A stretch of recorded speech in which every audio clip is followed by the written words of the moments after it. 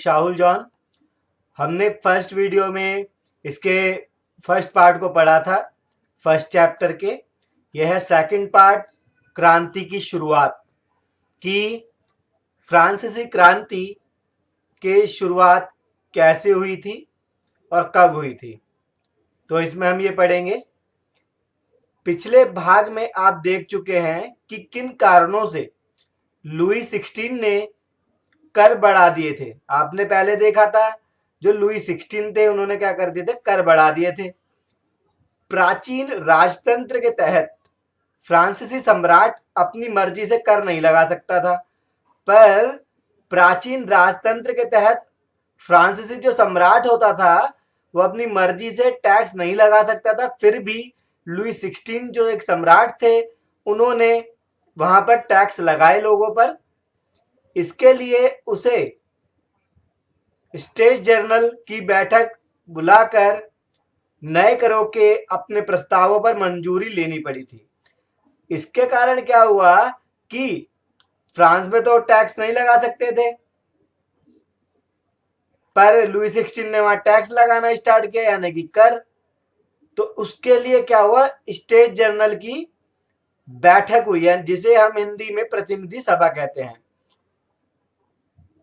State general एक राजनीतिक संस्था थी जिसमें तीनों स्टेट अपने अपने प्रतिनिधि भेजते थे। आप अपने अपने रजिस्टर में लिख सकते हैं स्टेट जनरल के बारे में। स्टेट जनरल एक राजनीतिक संस्था थी जिसमें तीनों स्टेट अपने अपने प्रतिनिधि भेजते थे, ठीक है। लेकिन सम्राट ही यह निर्णय करता था कि संस्था की बैठक कब बुलाई जाए। लेकिन सम्राट ही इसकी बैठक को बताता था कि इसकी बैठक कब होगी। इसकी अंतिम बैठक सन 1614 में बुलाई गई थी, ठीक है। इसकी अंतिम बैठक कब हुई, सन 1614 में। फ्रांसीसी सम्राट लुई 16 ने 5 मई 1789 यानी कि 1789 को नए करों के प्रस्ताव के अनुमोदन के लिए स्टेट जनरल की बैठक बुलाई। तो लुई 16 ने कब बैठक बुलाई, 5 मई 1789 को, 1789 को।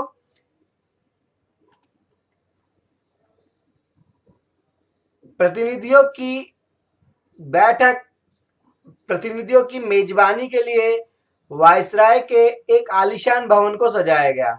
किसके भवन को सजाया गया, जो इस बैठक के लिए वायसराय के आलीशान भवन को। पहले और दूसरे स्टेट ने इस बैठक में अपने अपने 300 प्रतिनिधि भेजे। पहले स्टेट, दूसरा, तीसरा स्टेट आपको पता ही है, हमने फर्स्ट पार्ट में पढ़ा था। तो पहले और दूसरे स्टेट ने इस बैठक में अपने 300 प्रतिनिधि भेजे, जो आमने सामने की कतारों में बिठाए गए। दोनों पहले स्टेट्स वाले और दूसरे स्टेट वाले आमने सामने बैठ गए। तीसरे स्टेट्स के 600 प्रतिनिधि हमने फर्स्ट पार्ट में पढ़ा था। आपको सबसे पहले फर्स्ट पार्ट देखना चाहिए कि फर्स्ट स्टेट, सेकंड स्टेट और थर्ड स्टेट्स क्या होता है या क्या थे। तो तीसरे स्टेट्स के 600 प्रतिनिधि आए, उनके पीछे खड़े किए गए। तीसरे स्टेट का प्रतिनिधि इसके अपेक्षाकृत समृद्ध एवं शिक्षित वर्ग कर रहे थे। तो तीसरे स्टेट के प्रतिनिधित्व कौन कर रहा था, समृद्ध एवं शिक्षित वर्ग, यानी कि जो पढ़े लिखे थे, समृद्ध वर्ग के लोग थे तीसरे स्टेट में, वो ही तीसरे स्टेट्स का प्रतिनिधित्व कर रहे थे। किसानों, औरतों एवं कारीगरों का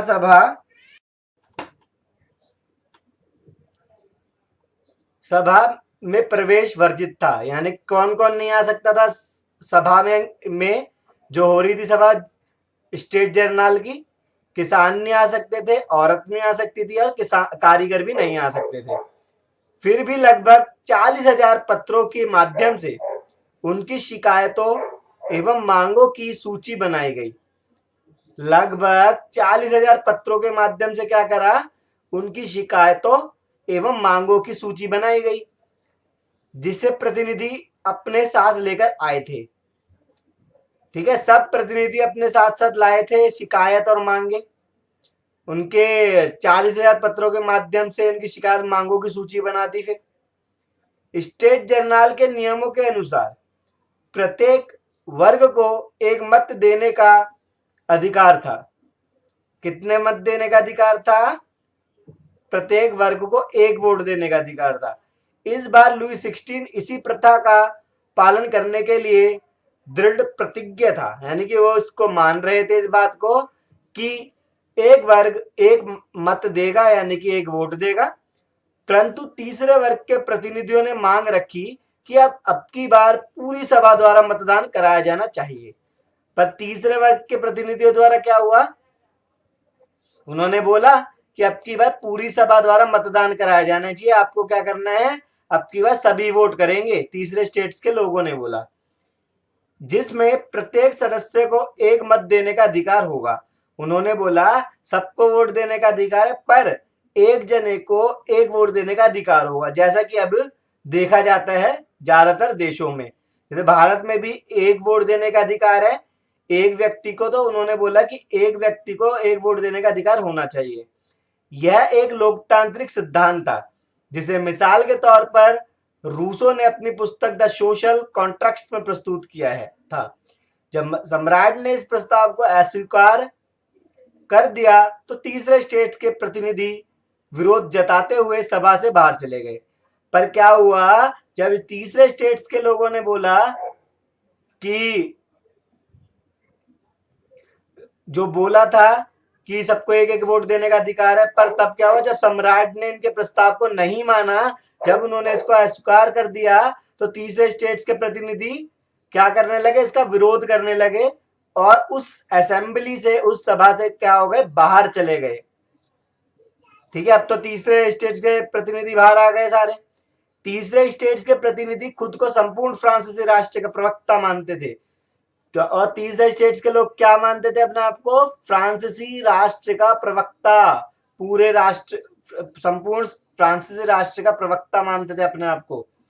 20 जून को यह प्रतिनिधि वायसराय के इंडोर टेनिस कोर्ट में जमा हुए। फिर क्या हुआ, 20 जून को यह प्रतिनिधि कहां जमा हो गए? वायसराय के इंडोर टेनिस कोर्ट में।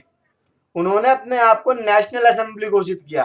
वो इससे नाखुश थे, जो हमने देखा था, जो स्टेट जर्नल की मीटिंग हुई थी।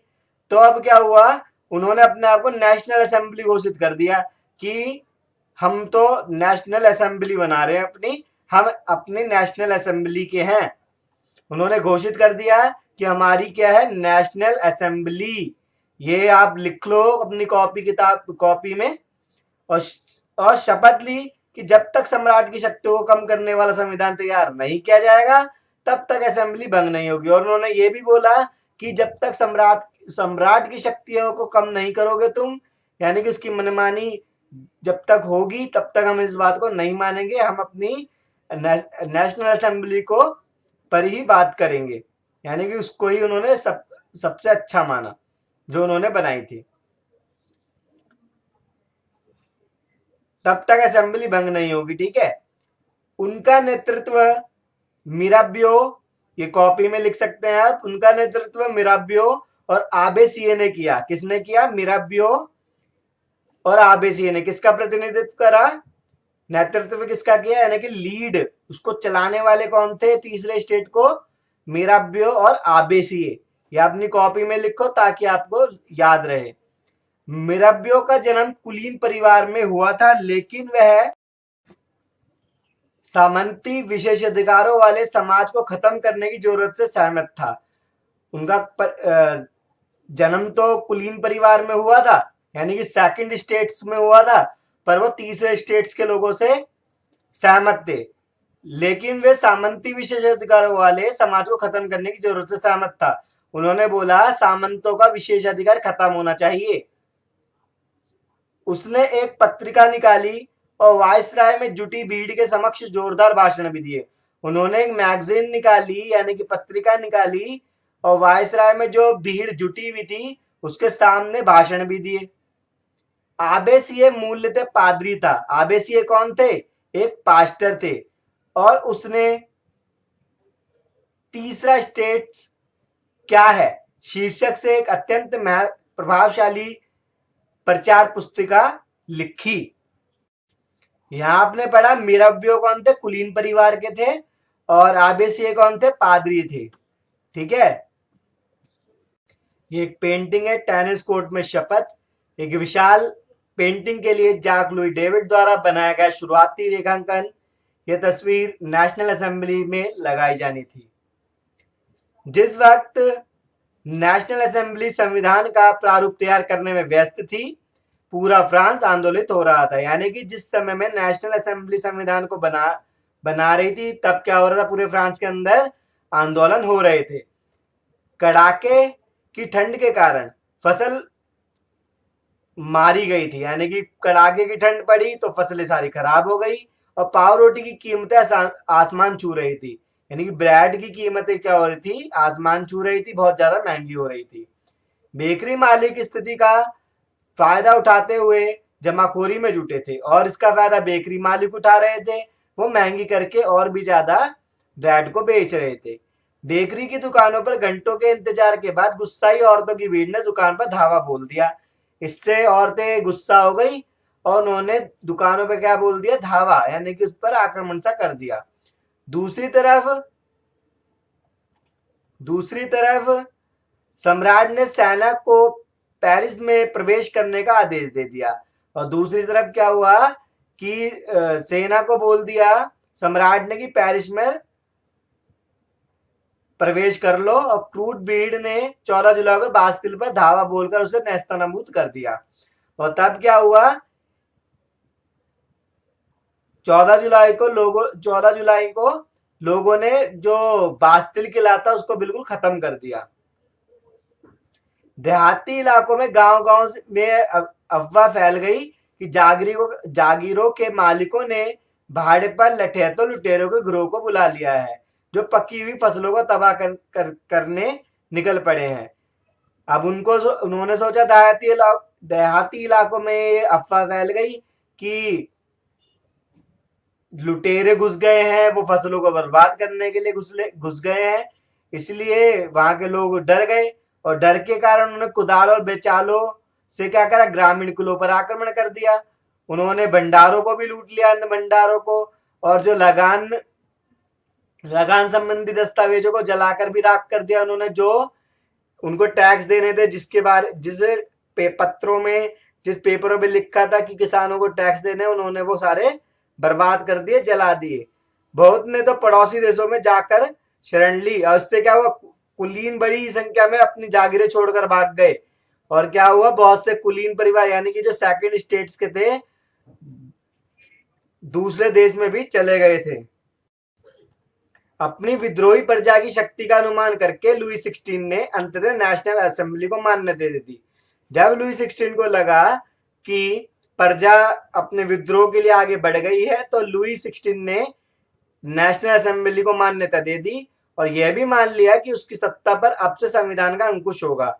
उन्होंने ये भी मान लिया जो नेशनल असेंबली का संविधान है उसको वो मानेगा, यानी कि सम्राट को वो बात माननी होगी। 4 अगस्त 1789 की रात को असेंबली ने करों, कर्तव्यों और बंधनों वाली सामंती व्यवस्था के उन्मूलन का आदेश पारित किया।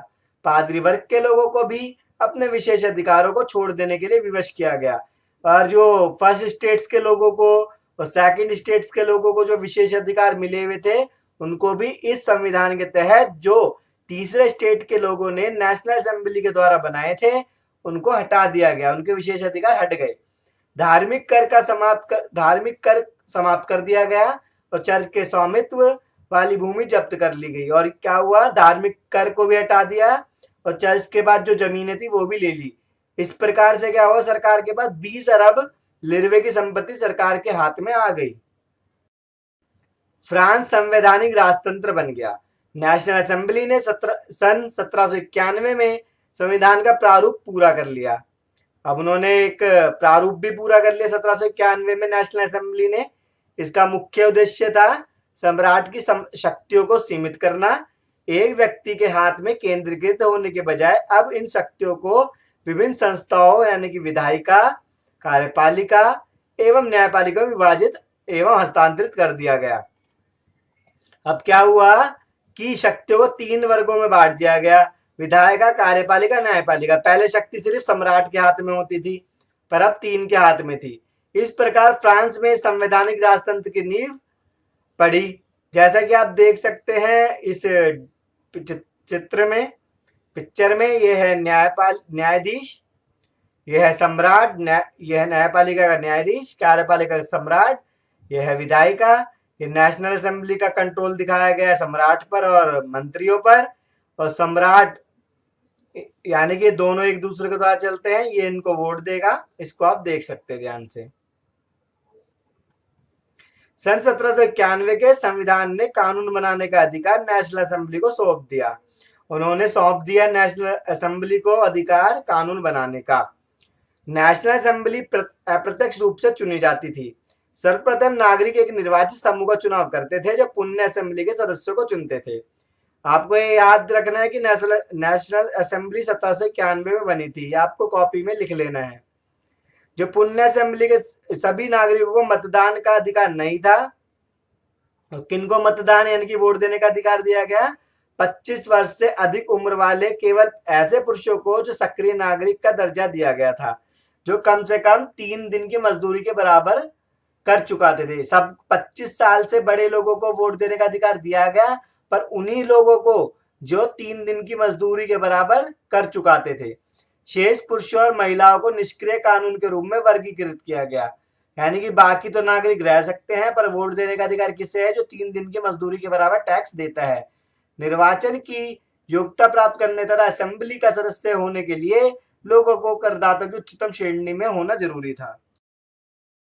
संविधान पुरुष एवं नागरिक अधिकार घोषणा पत्र के साथ शुरू हुआ था।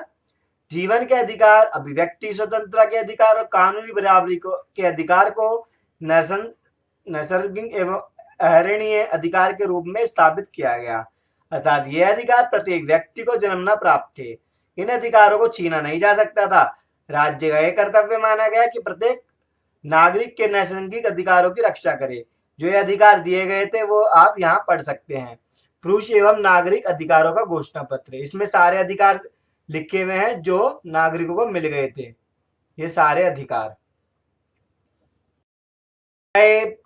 पार्ट 2 यहीं कंप्लीट होता है। पार्ट 3 को जो है फ्रांस में राजतंत्र का उन्मूलन और गणतंत्र की स्थापना, हम नेक्स्ट पार्ट में करेंगे।